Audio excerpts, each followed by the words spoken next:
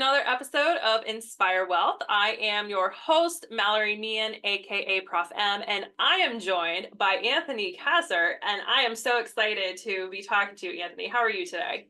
I'm doing well. I appreciate you having me on. I've done quite a few wrestling podcasts and fighting podcasts, but only a couple real estate. So happy I to be love here. that.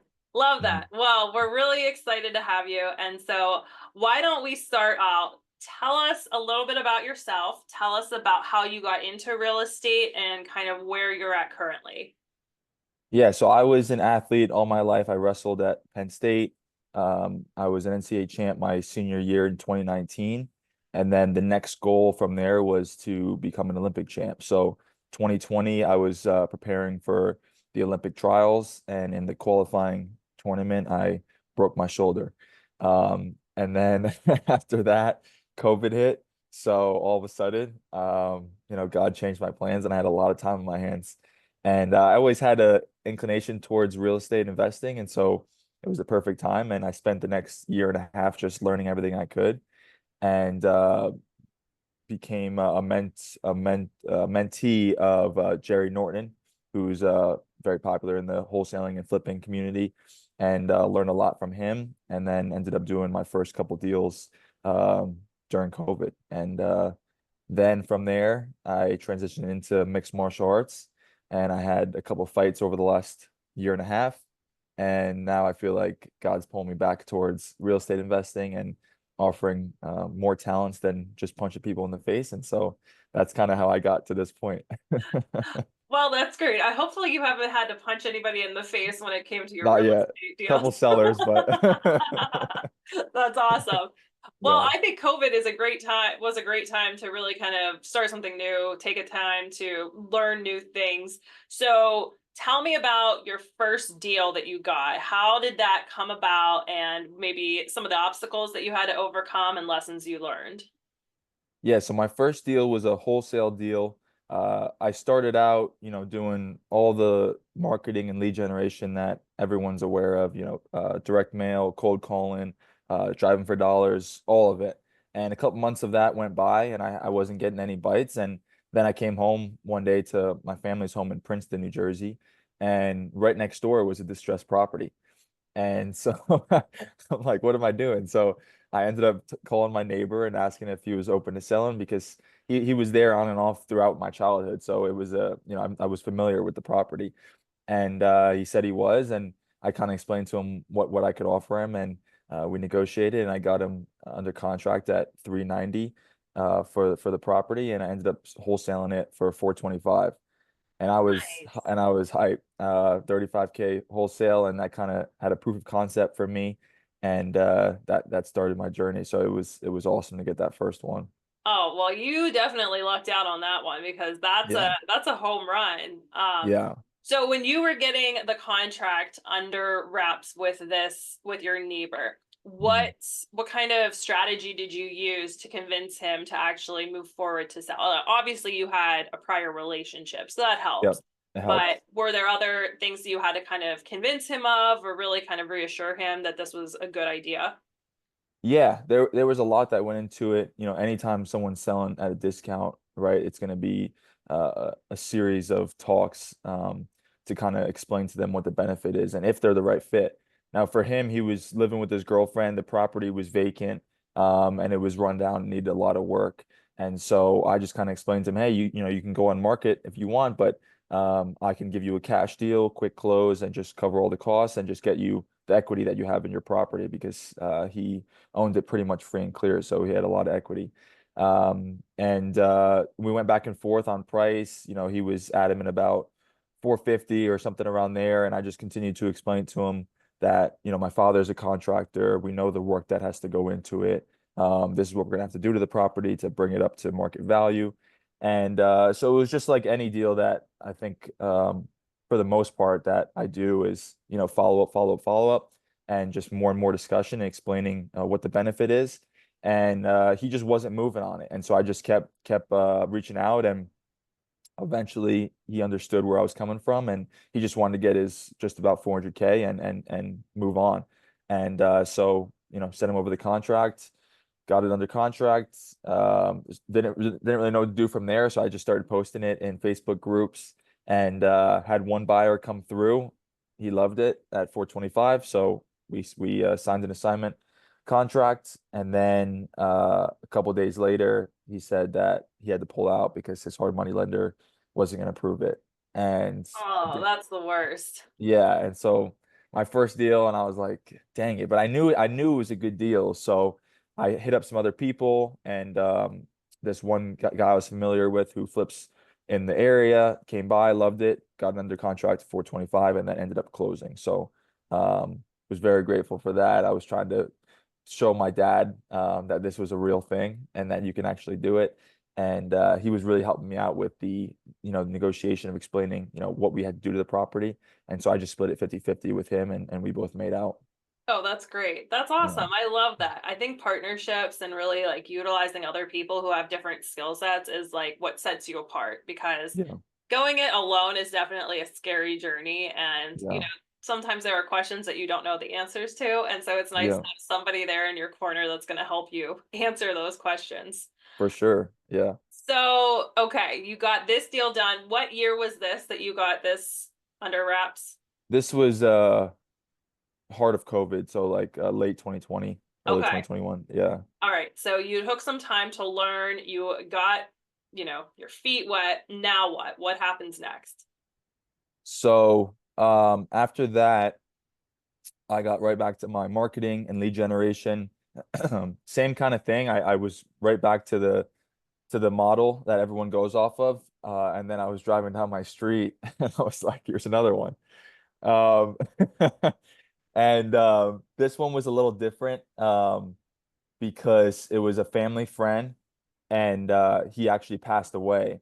And so I started getting in contact with his ex-wife, who was actually the only one on title.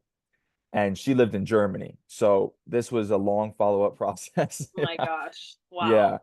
Um, so I followed up continually with her again. She was planning to go on market, and I always tell them, if you're gonna go on market, that's a great call. You're gonna get the highest price. I'm not gonna try to convince you otherwise. But then another 3 months goes by, so I'm reaching back out like, hey, if you want the cash, I can get you that cash right away. You don't have to go through the whole process, time and effort, headache. And it was a great property right in Princeton, and I was offering her 525 for it. And we walked the property again, and I kind of came back to her and I was like, hey, like, I think we really need to get this around 500. So we got it under contract at 500, and she just wanted to get her cash and be done with it. And for this one, I could tell the margin was going to be really high, so I wanted to flip this one myself. And so I ended up buying it with a combination of hard money and private money, because I saw someone talking about it, I think on Bigger Pockets, and I was like, I really want to do a deal, zero money out of pocket.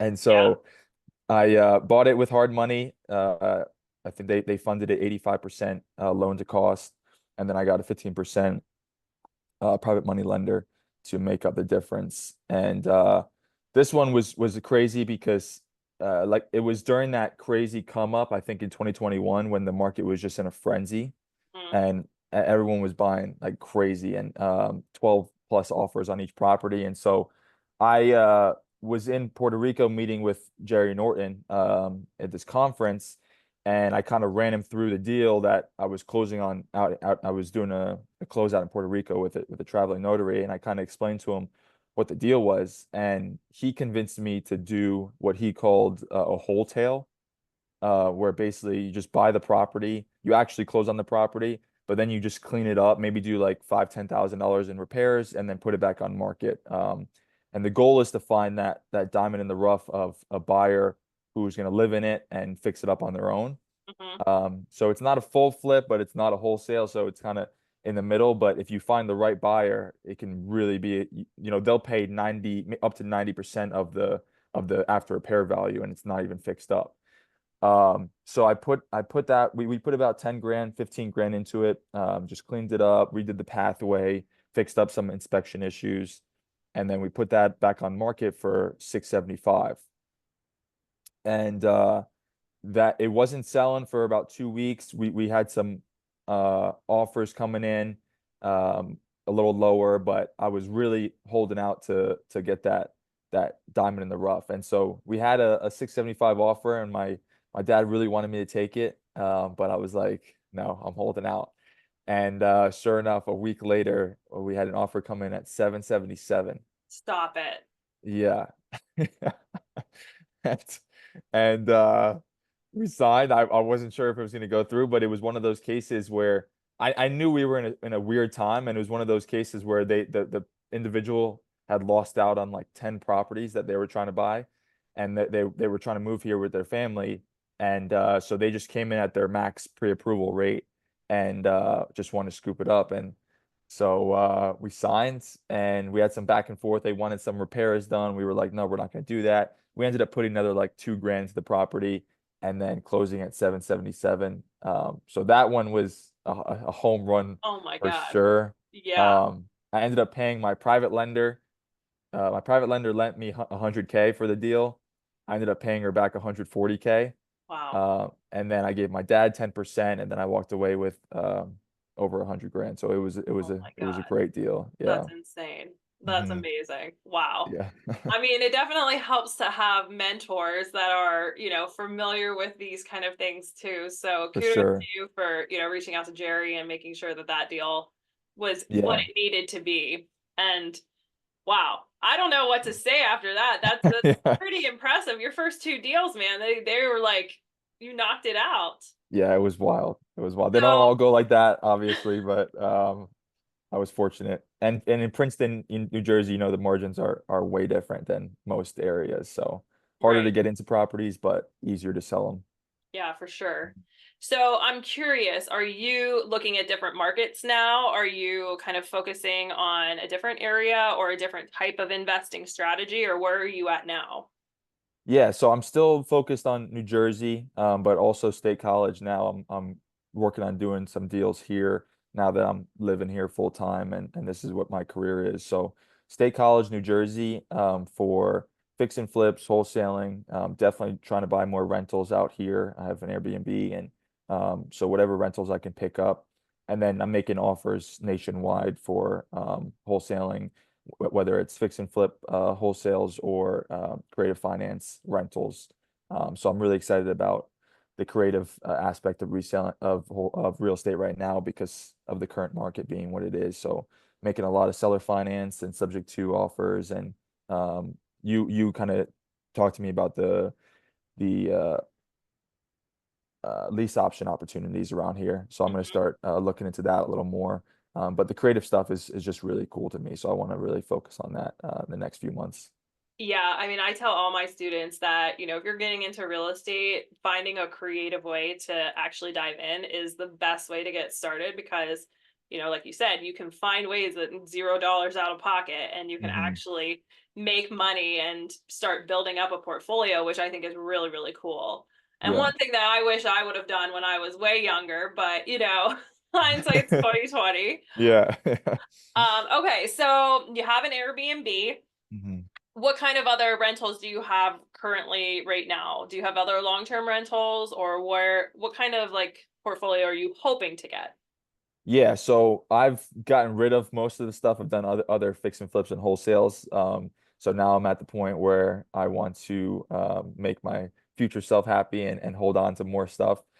So right now, all the offers I'm making for rentals in my markets, I want to hold on to. So working with a sober living company that needs a lot more homes.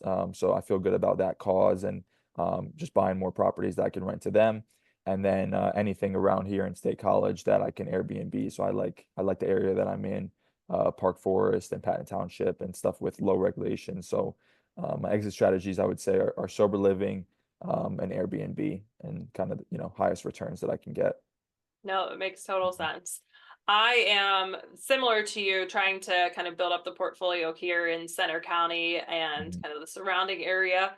My strategy, I have two Airbnbs too, but one is in Bellefonte, which has really low regulations, which is a really good market to check out.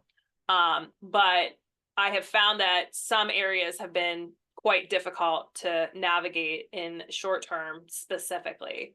Now, Yeah. for those who maybe are interested in getting into short term, what things have you learned after having one, and what kind of things would you wish you have done differently or that you're now implementing? Yeah, it's a good question. I think the whole furnishing process and making sure that a property is turnkey and ready to go was a little more difficult than I expected. Because there's just, you don't think about all the things that you would need, checking into a hotel, Mhm. that are already taken care of. So that was a long process for my wife and I to get set up. And then we're self-managing as well, which has been a good learning experience. Mhm. Um, I would like to, once I get a few more properties, to just kind of hire out a manager to take care of all of them. But for right now, it's really good to just get experience in the hospitality industry, which is what I look at it being. So, we have a tenant in one of them is from Hawaii for the next 2 weeks. And just, making sure I'm in contact with him, making sure he has references of where to go and what to do. And, we're stopping by to do his laundry, like just doing the extra stuff that you don't really think about when you're going to manage a property, even a short-term rental property. And so it's definitely been a learning curve, but I feel, like we're at a point now where we can take care of our guests and provide, a great experience. Yeah, no, definitely. Would you say that you have how have you come up with your pricing strategy for your short-term rental? Yeah, so I use Price Labs for the most part, but then as you know, there's a lot of different events that go on at Penn State, a lot of fake events like fake holidays that you just forget about, St. Patty's Day and different things like that. And so I just have to be you kind of got to be on top of that because Price Labs isn't generally aware of those things. Mhm. Even football games, it doesn't price it up enough. So I'll go in and monitor some of those special weekends and make sure that because I mean the markup is just insane for you go from a $300 a night Airbnb to a football weekend where it's $1,200 a night, and Price Labs just can't really keep up with that. So you kind of got to be more in the weeds for a market like this.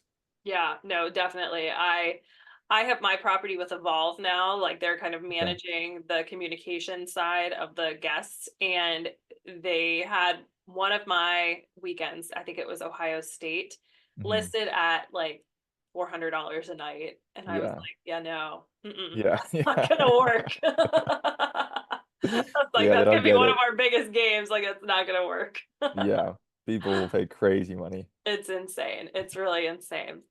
Yeah. Okay, so I am also curious about your strategy. So you told me that you did mailing campaigns and cold calling, driving for Hmm. dollars. It seemed like driving for dollars kind of was like your Yeah. sweet spot, at least when you were in New Jersey. But now that Hmm. you're not in New Jersey, what have you found to have been a good method of reaching out to sellers or reaching out to people who may be interested in selling, and what has worked well? Yeah. I'm honestly still trying to find out what the best route is around here. Because I've done a lot of trial and error for both of my markets. Right now, I'd say the channel I'm focusing on most is just going direct to agent. So I'm doing a lot of on market calls, trying to put in 5 offers a day on market, and I'm getting some good responses, even around here with stuff just starting to sit on market. I'm finding sellers more open to some of the creative stuff, and so I would say that's my main marketing channel right now. I'm also doing pay per lead. There's a site called iSpeed to Lead where they do the social media marketing and YouTube and all that. And then when inbound leads come in, they will sell those leads. So I've been doing that and finding some good traction with that, with at least dealing with sellers want to sell their property and not cold calling all day. So that's been successful. I'm hoping on getting a few of those under contract here soon. And then my dad's always driving for dollars because he's contractor, like I said, and he's got that really good eye for it. So every property he sees, turns into something. And so it's just trying to get to it first. Um, and we also mail through that list as well. So if we can't get in touch with them, we'll direct mail. So it's kind of a combination of all three of those. But I'd say right now I'm focused on um, more on market than I have ever in the past, because I just feel like everyone's a little more receptive to what I'm trying to do, even with cash offers and stuff sitting. I'm putting in low cash offers and getting at least into a discussion. So that's Hmm. where I'm at right now. No, that's great. Now, as far as your private money lending, Mhm. how did you find people who were open to lending to you, and what type of returns are you typically giving your lenders? Yeah, so at first, I didn't have any credibility, so it was really just based off of the deal. This is what I'm buying it at. This is what I'm hope to resell it at, and these are the comparable properties that prove that. This is what my dad thinks will cost to renovate the property, and so really just relying purely on the deal. And that's how I got my first couple, and I had to offer way higher returns because they were taking a much bigger risk. And so, like that first flip I mentioned, I offered a 30% profit split with them. And I would have gave 50, but whatever I had to do to get into the Right. deal, Yeah. because 50% of six figures is better than nothing. And so I was willing to give whatever. Now I'm at a point where people, I'm getting a little more public about what I'm doing. I'm going to start posting some content that I'm no longer just an athlete and this is what I'm focused on. And already I have, a handful of people in my circle that are curious and are just like, hey, I have, 30, 40K. I don't really know what to do with. What are you doing? And I'm just explaining to them, hey, I'm about to be buying several rental properties in the next 30 to 60 days. We can use that as my entry fee. I'll pay you 12 to 14% annually on that money. And that's kind of where I'm starting out because until I have more of a proof of concept, um, I'll pay you that on your money and I'll use that to get into the property, rent it out, and manage everything, and you won't have any responsibility.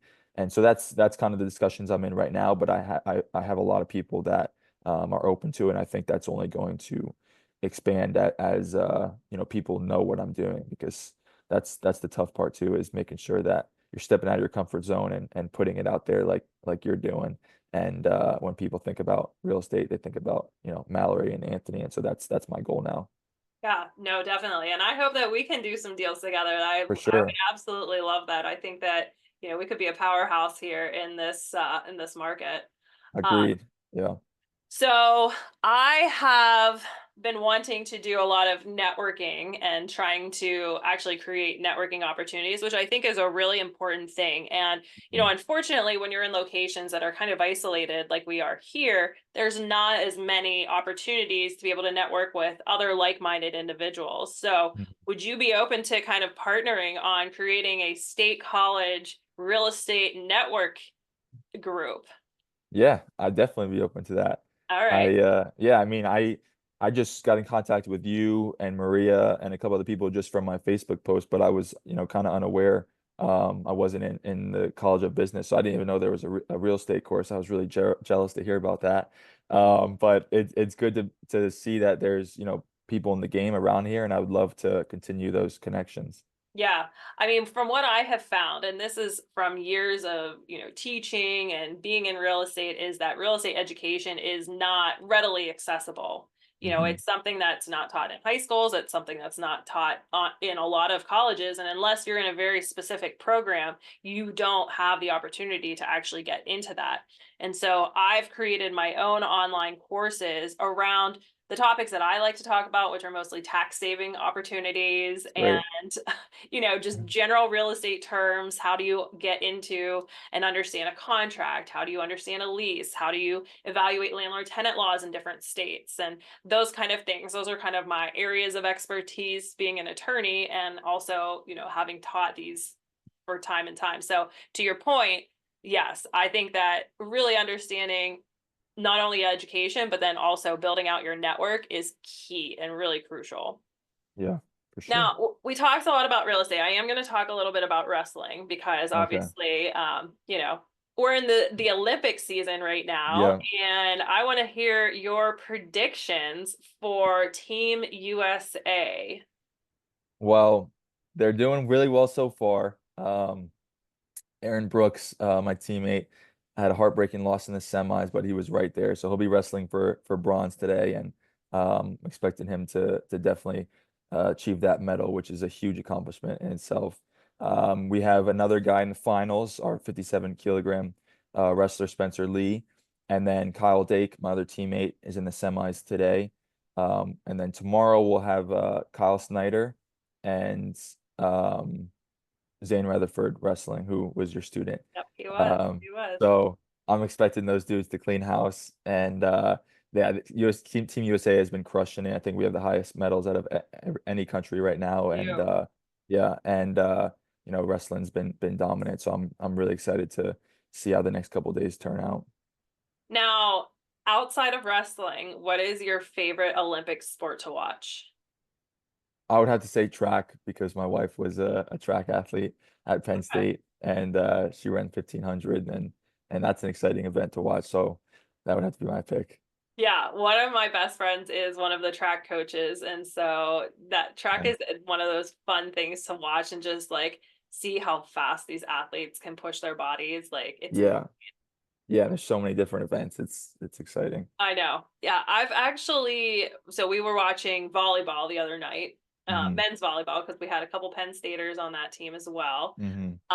But beach volleyball is one of my favorite things to watch. It's intense. Yeah. And then Yeah. obviously gymnastics is just like, its own other game too. So Yeah. those are kind of, and I like swimming as well. So I would say Yeah. those Those are good ones. those are kind of my top picks. So Yeah. are you into I would assume that your college sport team is obviously Penn State. Yeah, I'd hope so. Yeah. Okay. I'm still I still help coach and train with the team every day, so I'm still Oh, I part of love that. that program. So yeah, it's fun. I love that. What about NFL or what other sports do you like I participate in watching? Yeah, I don't really watch any team sports. MMA, the UFC is pretty much the only other thing I'll watch. So that, I love watching those fights and being part of them. And my teammate Bo Nickel is in the UFC, so I get to corner him and be right there in the mix. So that's probably the only other sport that I watch. It's yeah, I'm not a big sports guy other than that. Oh, okay. No, fair enough. Yeah. Well, I have one last question. And so people who are coming into the State College area and they're Mhm. looking for a place to go to eat or drink, where do you tell them? So breakfast, I always tell them sowers. The Amish, they just do it right. Breakfast is great. Yep. Um, and then for dinner, we'd like to go to the Ale House, and they do this El Jefe. It's like a huge tomahawk and a bunch of sides, and we usually get two of them for whenever there's a birthday, and it's a whole spread. But I'm trying to uh, purchase a restaurant locally. So hopefully that will be my next Hmm. recommendation. Yeah. Okay. All right. Yeah. Well, we'll have to stay tuned on that. That's Yeah. exciting. Hmm. So you're trying to now expand into possible business outlets, not only real estate. Yeah, yeah, just kind of last couple of months, I'm just kind of learning about how really the same principles apply and a lot of the terms change over. And so that's interesting to me to eventually get into. And there's so many businesses around here that are great. And I'm familiar with a lot of the owners that may be transitioning out in the next few years. So definitely want to, get my hand in there too and start making my name into the business realm in State College as well. Love that. Love that. Hmm. All right, Anthony. One thing that you would tell new people getting into real estate, what's your one piece of advice you would tell them? I would say persistence. It's really the same principles that apply to wrestling and fighting and really any other path that I've found any success in is just um, persistence, grit, and pertinacity is just not stopping for any reason and continuing to push forward because it is a hard game. It's simple ideas and you can see online just from videos that's like, oh, just get under contract and then sell the contract or get a property, fix it up and then resell it. There's simple ideas, but as you know better than I do, it's it can be more difficult than it sounds. And so what I've found and what I'm currently doing is just um, persisting and working through those calls and people cursing you out and not wanting to sell and deals falling through and if you continue to push forward, eventually that deal will come and then it's all worth it. Yeah, no, definitely. Great piece of advice. Thank you for being on the show today, Anthony. This was awesome. No And problem. let's root on our Penn State wrestlers representing Team USA today and tomorrow. Let's do it. All Thanks, right. Mallory. Appreciate you having me on. Thanks for watching, and stay tuned for our next episode of Inspire Well.